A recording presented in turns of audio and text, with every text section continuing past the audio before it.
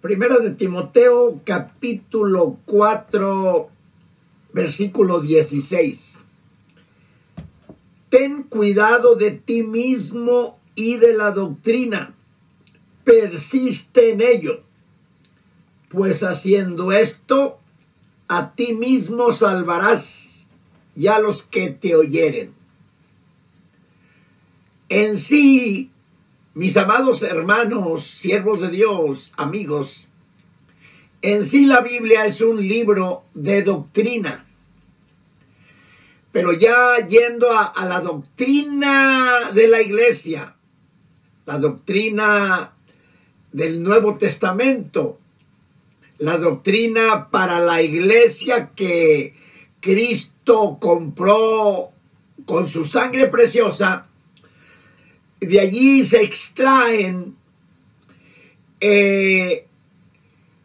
un conjunto de enseñanzas básicas y fundamentales para que la iglesia de Cristo termine la perfección, llegue a la perfección. Cristo nos redimió, perdonó todos nuestros pecados, nos sacó de las tinieblas a la luz admirable, de la potestad de Satanás a Dios. Pero ahora vamos nosotros, nuestra responsabilidad es llevar a la iglesia a la perfección. Para eso el proceso lo tenemos que tener primero nosotros, los que predicamos, los siervos de Dios. El Señor Jesucristo en su ministerio terrenal preparó a los apóstoles, los adoctrinó, los enseñó y como punto final, después de ascender al cielo, les envió el poder del Espíritu Santo, el bautismo del Espíritu Santo, la unción del Espíritu Santo, que era el arma básica, fundamental, la arma poderosa. Hechos 1:8, y recibiréis poder cuando haya venido sobre vosotros el Espíritu Santo, y me seréis testigos en Jerusalén, en Judea, en Samaria y hasta lo último de la tierra. Entonces ya allí les da el punto final. Ya fue cuando Pedro, después de Pentecostés, que recibió el bautismo del Espíritu Santo, o más bien el día de Pentecostés, predicó un mensaje ya bautizado, ya lleno del poder de Dios, ya bajo la unción del Espíritu Santo, y se convirtieron 3,000 personas y fueron añadidas a la iglesia y fueron bautizadas, por supuesto. Entonces, Cristo preparó a los apóstoles, los llamó, los ungió y los envió. Entonces, repito que doctrina es un conjunto de enseñanzas básicas y fundamentales necesarias para que la iglesia sea edificada, sea regenerada, sea santificada y desarrolle su vida de crecimiento hasta que todos lleguemos a la unidad de la fe y del conocimiento de Dios, a la estatura de un varón perfecto, como dice en Efesios 4, del 11 al 14. Eso es lo que hace la doctrina. Por eso le dice Pablo a Timoteo, ten cuidado de ti mismo y de la doctrina, persiste en ello, pues haciendo esto te salvarás a ti mismo y a los que te oyeren. Ve aquí la importancia de la doctrina. Y la doctrina tiene un orden. Tiene un orden. No es así como una escuela, cualquier enseñanza tiene un orden. Cuando usted iba a la escuela, primero le enseñaron las vocales, el abecedario, y así se fue expandiendo la enseñanza. los verbos, conjugación de los verbos, tiempo, presente, pasado, futuro, etcétera. Y luego ya historia, geografía, civismo, álgebra, o más bien gramática, aritmética, y así fue desarrollando hasta que llegó a ser maestro, hasta que llegó a ser ingeniero, hasta que llegó a ser doctor. Pero esas enseñanzas prepararon a esa persona profesional. Igualmente, las enseñanzas de Cristo prepararon a los apóstoles, y luego ya lo indispensable que tenían que recibir, recibieron el bautismo del Espíritu Santo, y entonces, después de que Cristo ascendió al cielo, ya estaban listos para ministrar y empezaron a predicar la palabra. Se convertían las almas, se sanaban los enfermos, se libertaban los cautivos. Ya eran vasos que Cristo había adoctrinado, que Cristo había preparado. Y los organizó, los ordenó y les dio un principio, un proceso y un final.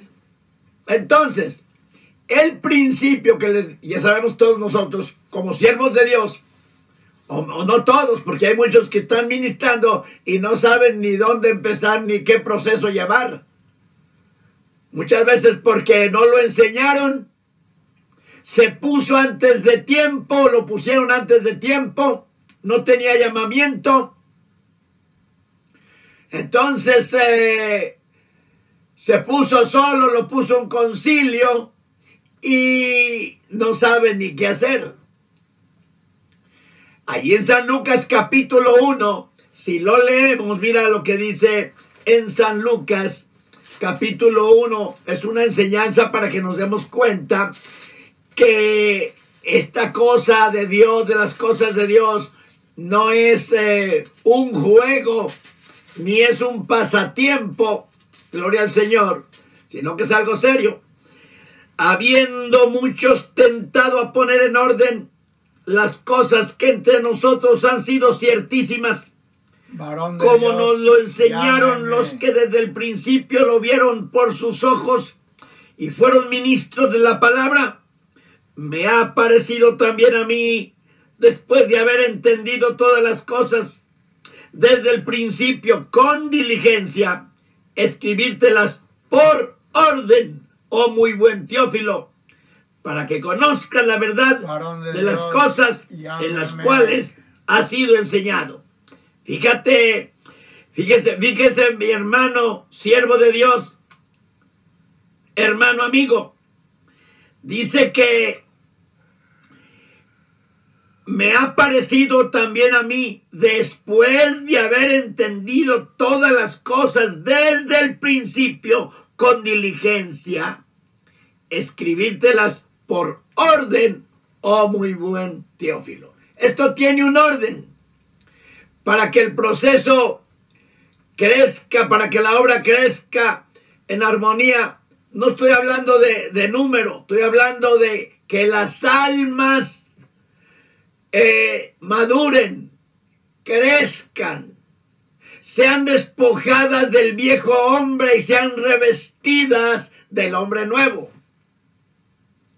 Hay un principio.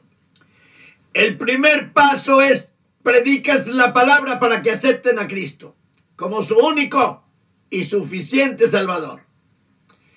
Ahí en Hechos 2:38, desde el 36 en adelante, después que se derramó el poder del Espíritu Santo sobre los 120 en el capítulo 2 de los Hechos, empezó a predicar el apóstol Pedro y fueron redarguidas las personas, la multitud de personas que había allí. Fueron redarguidas porque les dice en el mensaje: ustedes mataron y crucificaron al autor de la vida y pidieron que quedara libre un homicida. Fueron redarguidos y le dicen a los apóstoles: varones hermanos, ¿qué haremos? Pedro les dice: arrepiéntanse. Oiga el principio, el proceso glorioso para el buen crecimiento de una persona, para que sea preparada para el ministerio. Hay muy pocos. Arrepiéntanse y bautícense cada uno de vosotros en el nombre de Jesucristo para perdón de los pecados y recibiréis el don del Espíritu Santo. Se arrepiéntanse y bautícense. Y número 3, recibirán el don del Espíritu Santo, el bautismo del Espíritu Santo, una promesa para el que acepta a Cristo, se arrepiente y se bautiza. Entonces también cuando predicaba Juan el Bautista, que bautizó al Señor Jesucristo, en el capítulo 3 de Mateo, dice que dijo estas palabras Juan el Bautista, cuando iba a bautizar, o más bien cuando bautizó al Señor Jesucristo, dijo, viene siendo capítulo 3, versículo 11 de San Mateo, yo solamente los bautizo en agua. Pero el que viene tras mí más poderoso es que yo, los zapatos del cual yo no soy digno de llevar, él los bautizará en Espíritu Santo y fuego. Ya conocían, entendían la doctrina fundamental y básica para el desarrollo, para el crecimiento del cristiano. Lo entendían, lo conocían y lo ponían por obra. Por eso se miraba aquellas personas que se convertían de todo corazón.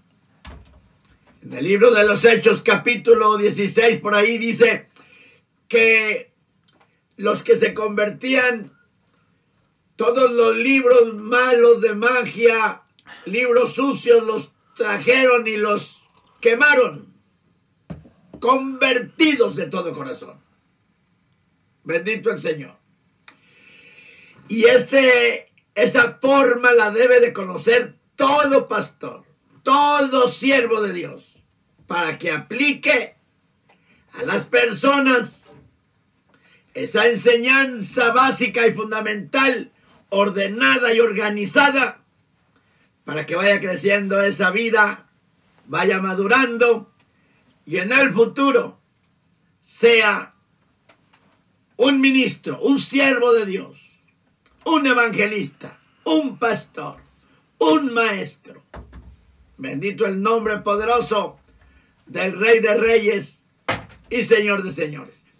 Ya después, que recibían el bautismo del Espíritu Santo, entonces venía ya el conocimiento de los dones del Espíritu Santo, la enseñanza del fruto del Espíritu Santo, gloria al nombre del Señor, y ahí vienen las experiencias de visiones, revelaciones, éxtasis.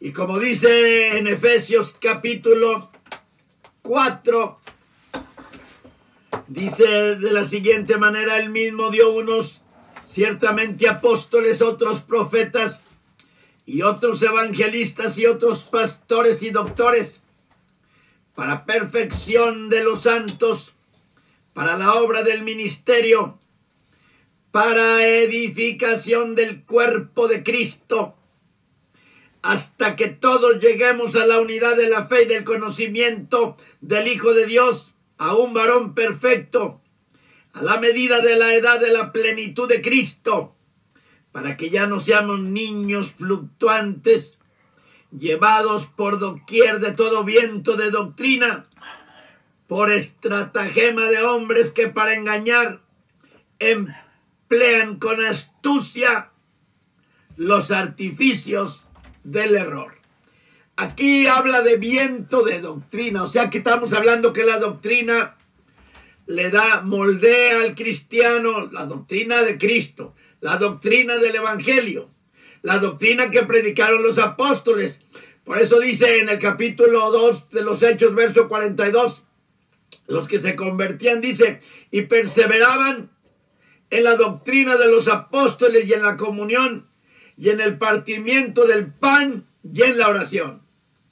Y en Efesios 2:20 dice que nos edifiquemos sobre el fundamento de los apóstoles y profetas, siendo la principal piedra del ángulo Jesucristo mismo. En esa doctrina, en ese fundamento, para que esté sólido y crezca y permanezca, porque dice en Mateo 7, el que me oye estas palabras y las hace, le compararé a un hombre prudente que edificó su casa sobre la roca, y cayeron lluvias y vinieron ríos y soplaron vientos y dieron con ímpetu en aquella casa, y no cayó porque estaba fundada sobre la roca. El fundamento de los apóstoles. También Pablo dice en 1 Corintios 3:11 que nadie puede poner otro fundamento que el que está puesto, el cual es Jesucristo. Y todo siervo de Dios verdadero tiene que tener estos principios doctrinales, estos principios fundamentales, tener pleno conocimiento para practicarlos, ponerlos por obra e impartírselos a las almas que está adoctrinando, que está enseñando, para que se cumpla lo que dijo Pablo en 2 Corintios 11, yo quiero presentar la iglesia como una virgen pura a Cristo. Y como dice en Colosenses 1:28, quiero presentar a todo hombre perfecto en Cristo Jesús. Si no tenemos el conocimiento, ¿cómo vamos a ayudar a las almas a que crezcan, a que maduren, a que sean moldeadas? No podemos. Por eso Dios, que es sabio, primero adoctrinó a los apóstoles y luego les envió el poder del Espíritu Santo de Dios. Bendito es su nombre para siempre. Y allí, mis hermanos,